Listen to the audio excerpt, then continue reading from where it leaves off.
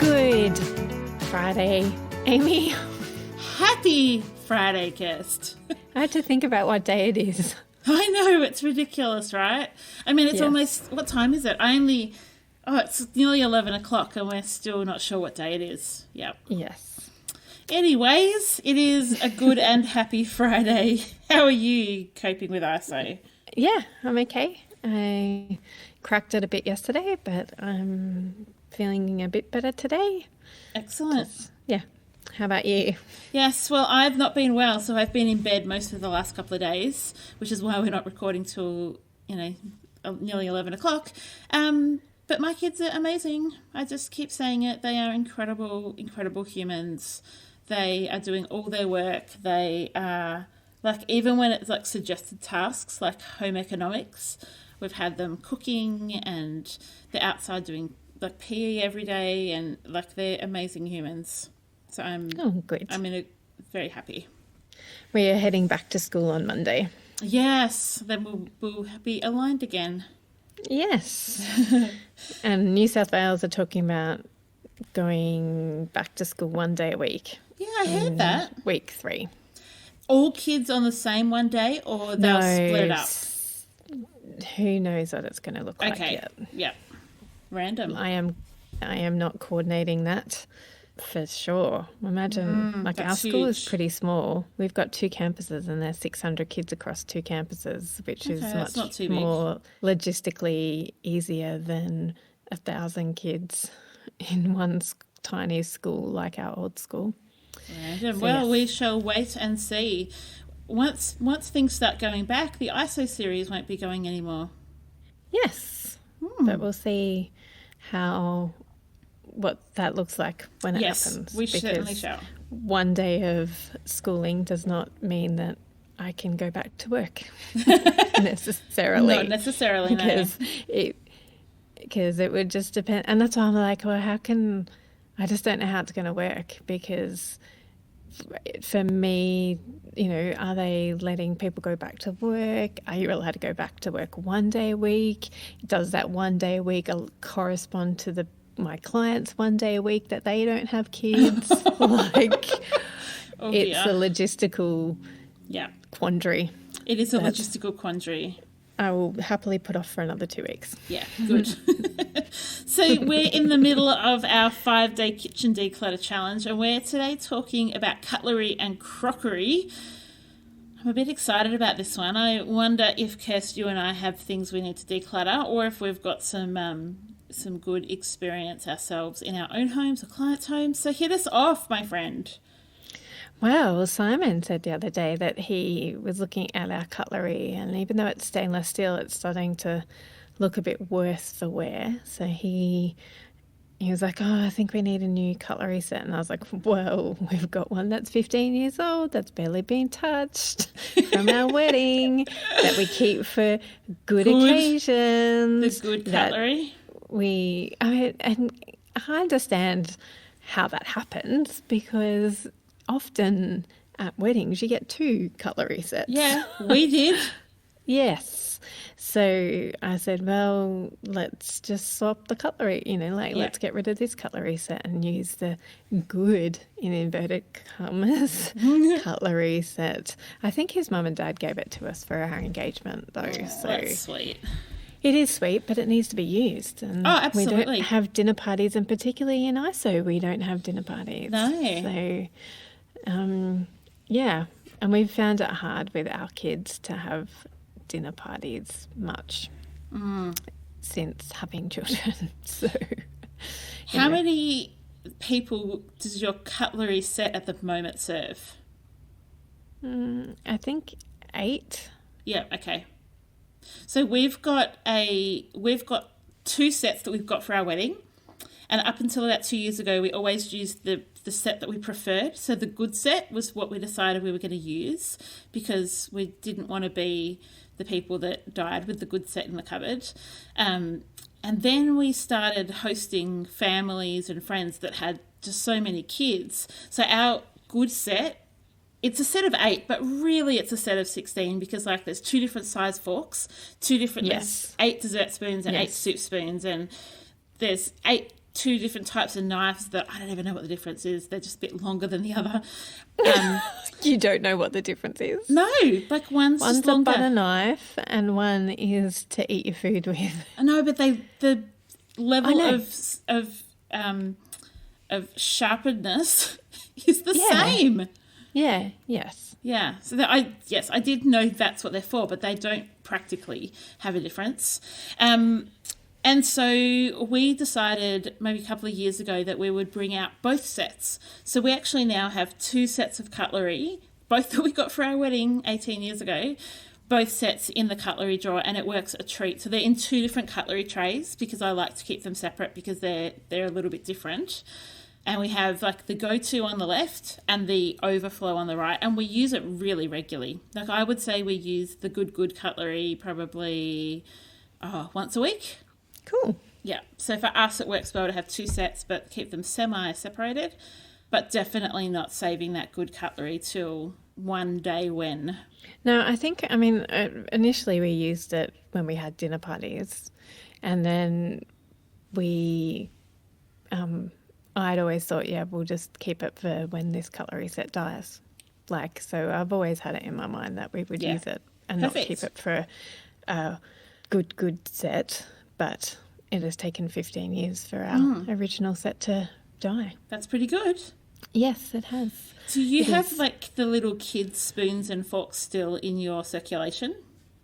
No, we have let them go now that our kids are 8 and 10, almost 9 and 11, but we do have kids' plastic plates and bowls and cups still. Yeah, awesome. So, but not cutlery because most kids that we have over just use normal stuff. Yeah. And if they're that young, then they can have a teaspoon.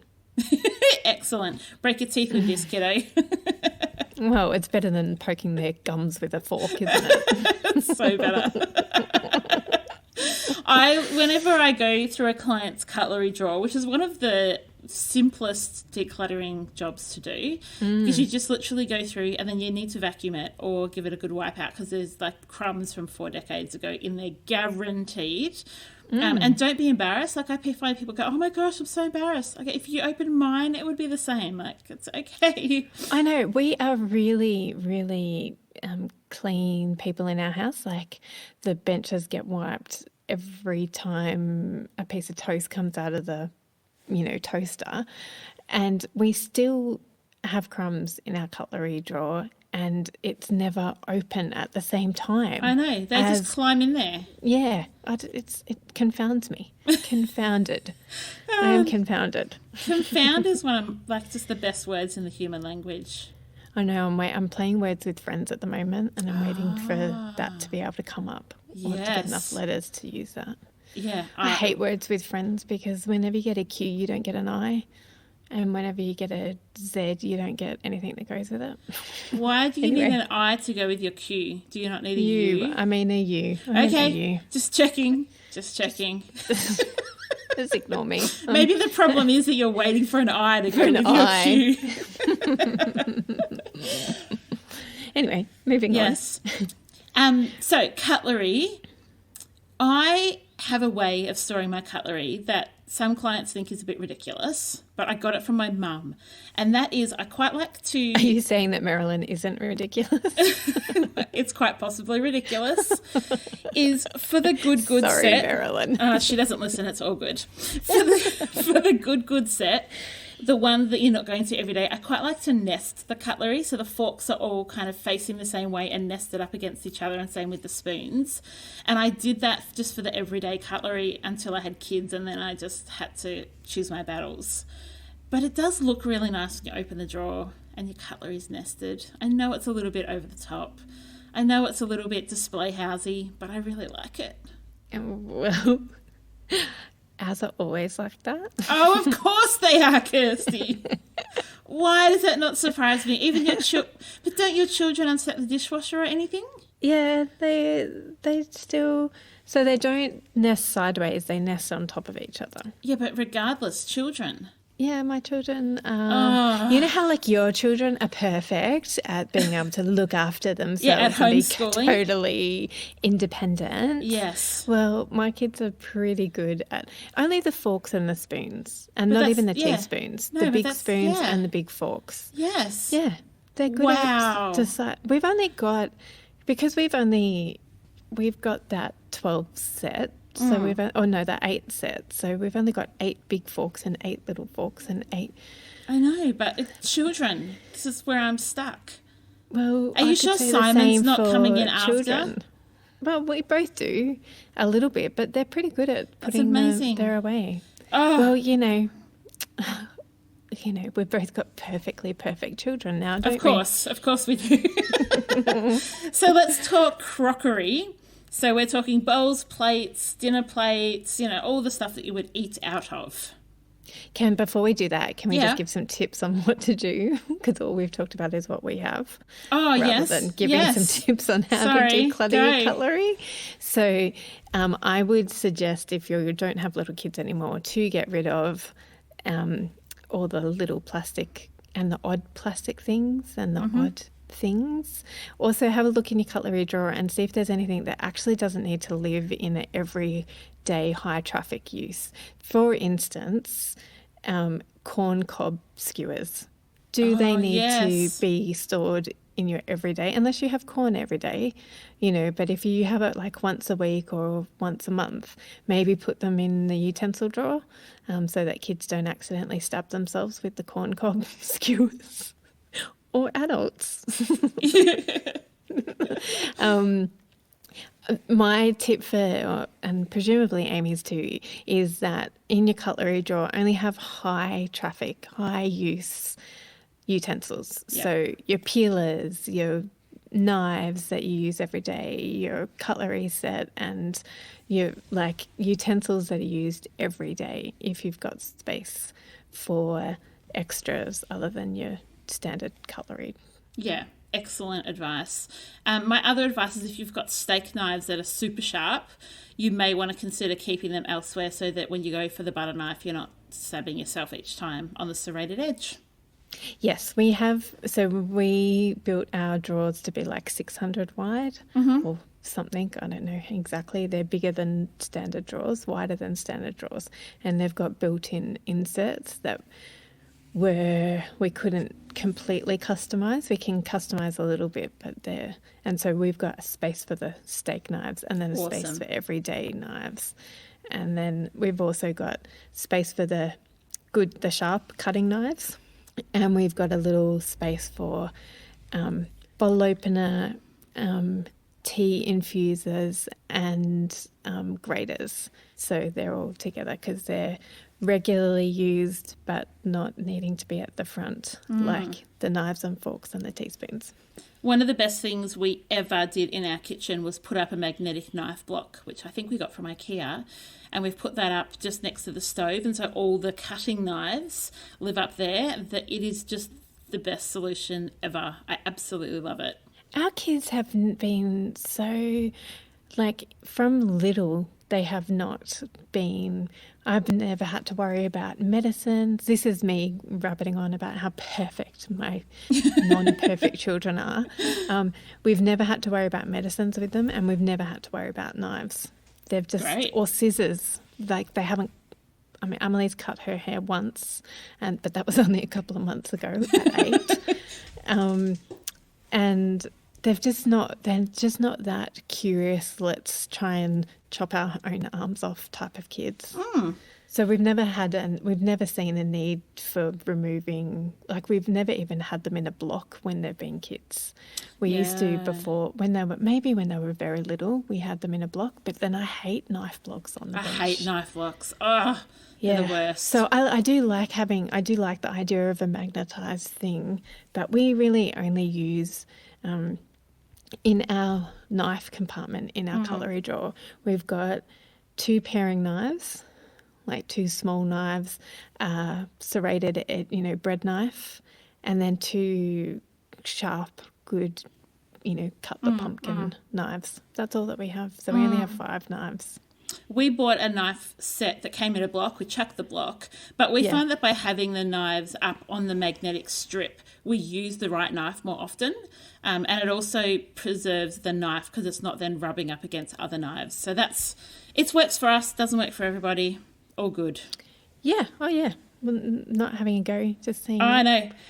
We have our knives sheathed, like our really good knives. They're sheathed, so we have our camping knives sheathed. We keep the best knives we've ever bought are in the camping kit because there is nothing like going camping and being able to cut something really easily. So we keep like really, really good knives in our camping kit. I can see that's a good thing if you go camping a lot. Yes, we don't go camping a lot, but when we do, oh my goodness, we can cut knives. whatever we want. That's so bizarre to me that you've done that. I totally see why you've done that, but I also find it bizarre because you don't go camping that often. We probably, before we became out of decluttering, we were camping a lot more often. But even then, like, the knives we've got in the kitchen are awesome, but the knives in the camping box are the best. Yeah, that one level above. Yeah. And that's why I'm saying I find it really odd because that's not what the advice you would give to our listeners normally.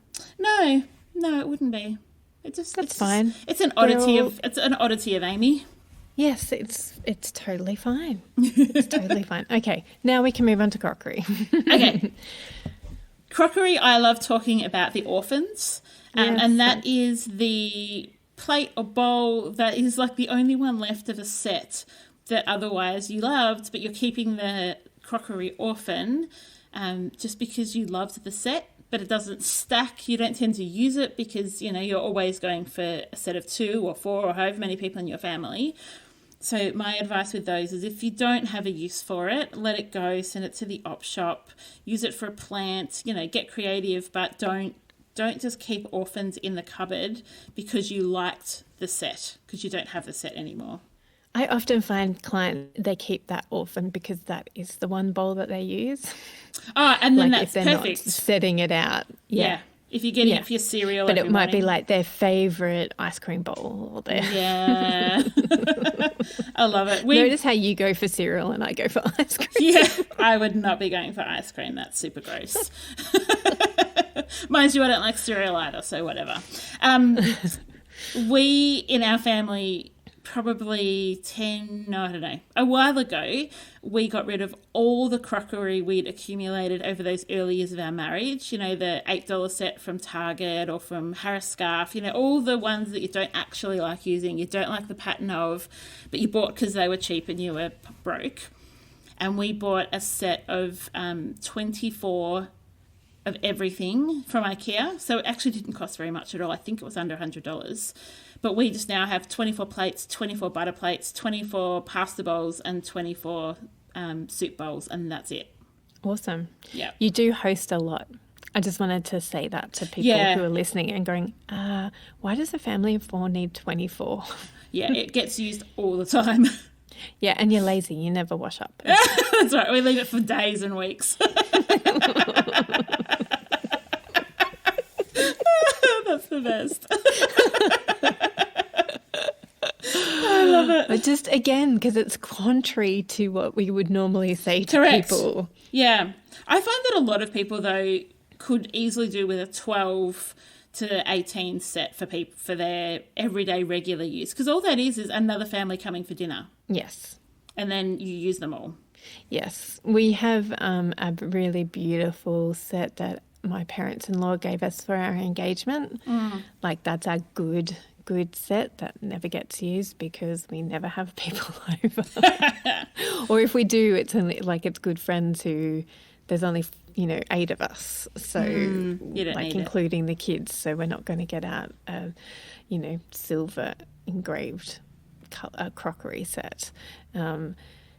That being said, that's what we would use if we did have lots of people over. It's easier for us living interstate because we never host our family. Yeah. Whereas you host your family and there's a million of us. Have lots of people from church over and friends over and stuff, whereas we don't live with our family, so there's never and you don't have that an many occasion friends.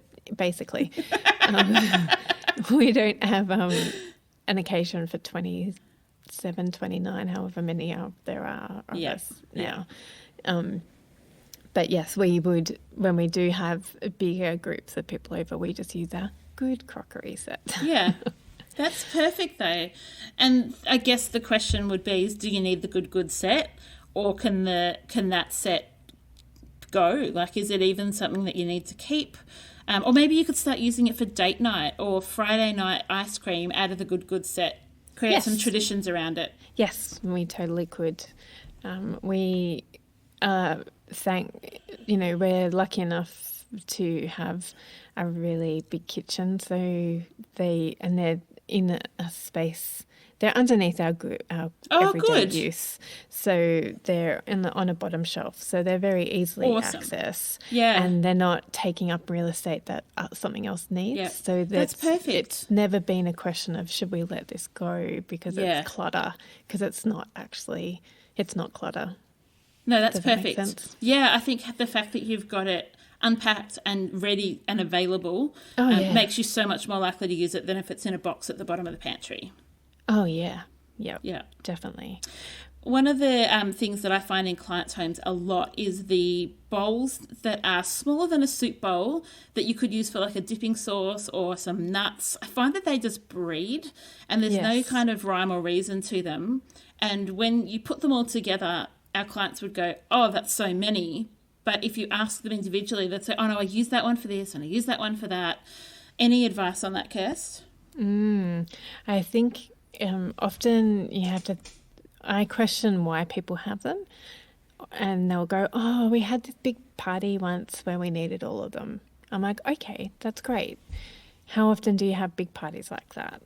And then they go, oh, well, it was only for my 50th and I don't normally have a big party like that.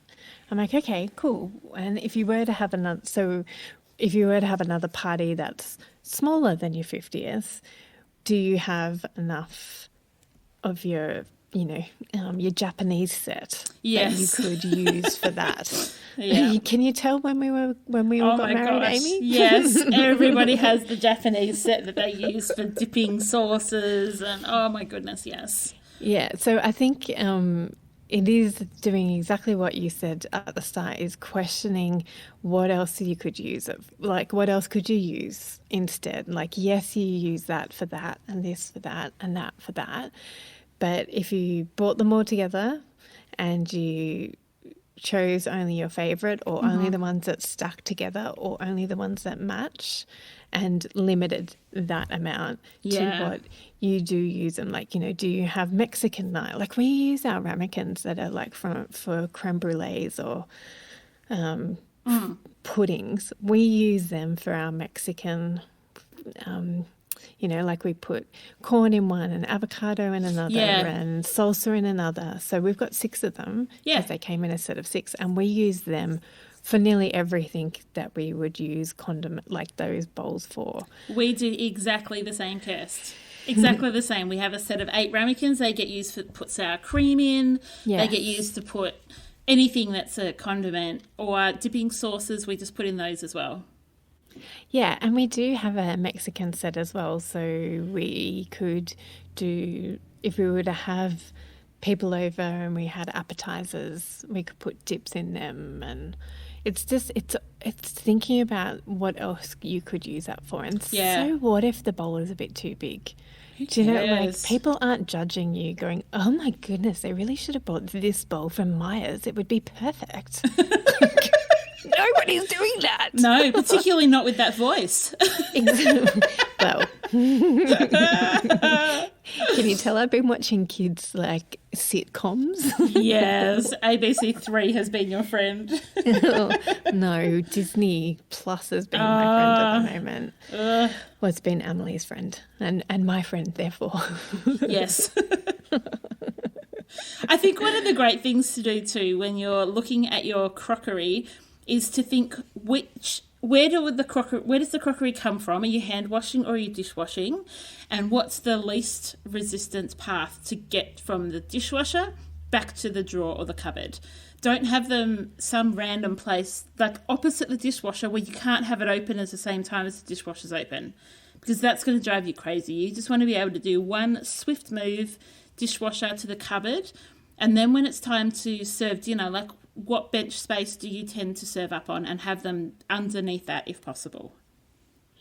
Yes. I mean, that's what we say for everything, is we want your home to flow in the easiest possible way. So, and this comes naturally to some people, and to some people it doesn't, and that's fine. That's why you can learn from other people. Think about where it is that is the easiest of use and the least annoying. Yeah, absolutely. So sometimes you're in everybody's way. Like it might be somewhere where it's a really high traffic area. You know, if you've got your plates and your bowls in a high traffic area, is that actually the best place to be using it? Or it might be. So it's just thinking about where is, and also thinking about how often you use an item. Should be, they should be at the front of the cupboard and the easiest to get to. Yep. And at waist height or below for often used stuff, and at the bottom of cupboards should be least used stuff, and top of the top cupboards, like over the fridge should be maybe your platters and stuff that is least used in the kitchen. Great advice. We have another thing that it should only take 2 moves to get to what you need to. So I if love this. you do have things stacked, this goes for anywhere in your home. So if you need to get to the dessert bowls that only get used once a week, they could be behind the plates, because you need to move the plates to get to the dessert bowls. So only making 2 moves to get what you need. Does that make sense? It makes total sense. Yep. Cool. I love it. Awesome. I thought before we share our ISO food recommendations, I would just share an email that we received from one of our listeners, Kaya Hodgkinson. And she says, I absolutely love your podcast. I just moved out of my parents' house, and your adult kids episode inspired me to take everything with me and not leave my parents with my clutter. Thank you so much. Keep up the great work. I was like, I just wrote back and I was like, oh, that is the best. What a gift to give your parents, and an act of responsibility. And I was just so proud of her and all of you that put into action some of the things that impact on other people. Beautiful. Thanks, Kaya. You've been sick the last couple of days, so have you enjoyed eating anything, or have you been too sick to eat? No, I haven't eaten, but prior to that, one of the easy meals that we've been going to a lot is we've been eating a lot of Mexican and tacos, and mixing up the type of Mexican that we're doing. So usually we do soft tacos because, you know, we have fussy eaters when it comes to that, but we've had some of them with pulled pork, some of them with just mince, some of them with like lamb strips, and different types of salad. So sometimes a coleslaw, sometimes just whatever we can find in the fridge, and it's been great. Really easy. It doesn't feel like we're eating the same thing every couple of nights, and it's easy to do leftovers for lunch too. I laughed when I listened to Brené Brown's podcast, and she talked about how people thought her kids didn't realise that Taco Tuesday people only did Mexican once a week, because they only do what you're talking about every single night. Yeah, I listened to that episode. I said something to Oliver, because Mexican is his favourite food, and he would love to be living in your house at the moment, Amy, whereas we only have Mexican once every 2 weeks. So he was like, oh, that would be so awesome to have Mexican every night. Yeah, Mom. Jesse would eat it every night if we let him. What's your food thing for ISO? Yeah, that's really interesting, because I did not prepare for today. I took the kids for a walk yesterday to our local shops, and we bought takeaway, and me being not wanting to spend more than I needed to, we went to Woolies and got ice creams. Awesome. from the freezer, and walked home eating ice cream. So I ate a Toblerone ice cream yesterday. Oh, I didn't even know there was them.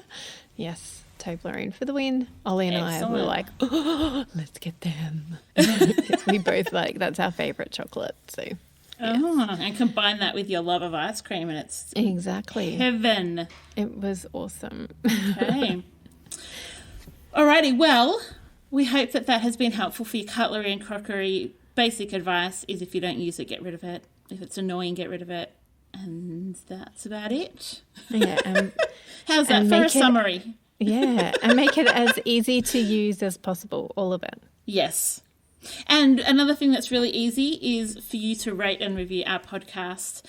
We just ask you to do that, please, because it does help lots of other people to find us.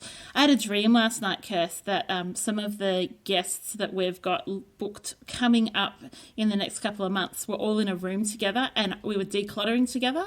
Like Osha and I were decluttering together. It was a dream come true. Wow. Yeah. So, but in saying that, your rates and reviews helps us to reach more people, which also helps us to get some really cool guests on the show in the next couple of months. Yay.